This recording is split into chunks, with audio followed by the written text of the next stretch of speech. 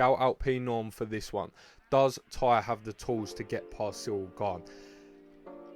This is a very intriguing question, and this is one that I've been thinking a lot about recently, because when Tai Tuivasa started stringing together a few wins, looking impressive and taking shots from Derek Lewis, that doesn't get spoke about enough.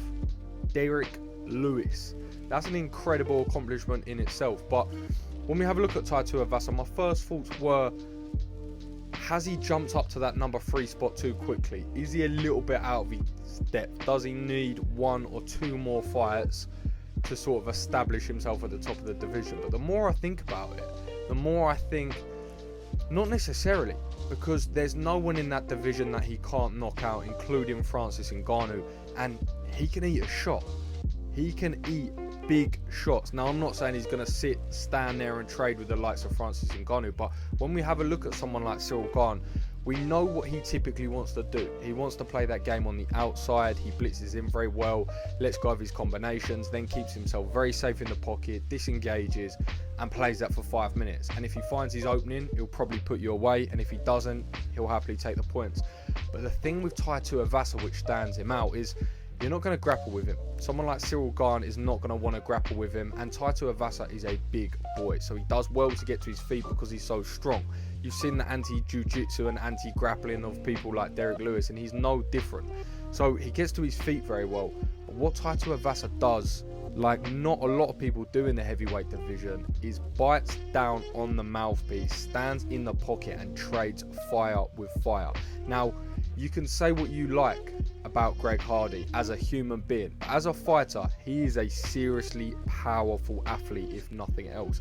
And he stood in the pocket, got stung, and threw down. And you see against Derek Lewis what Tai Tuivasa does to get to his feet. He just throws bombs. And that is a dangerous and reckless human being. And Ciryl Gane looks very good when we're playing a pretty kickboxing game.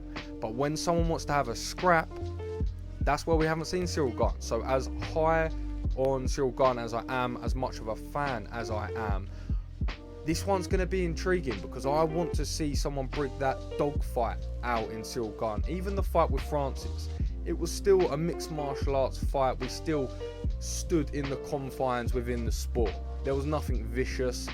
But Tai Tuivasa gets you in a street fight. He gets you in a brawl, and his boxing is getting ever better, and his conditioning is getting better, and he's taking the game more seriously. His strength and conditioning is coming on leaps and bounds. And now when you look at him, he's cutting down to 260 pounds, and he's an athlete.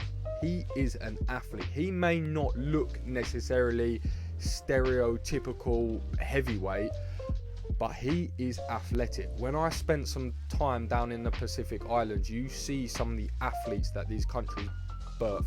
They are no joke.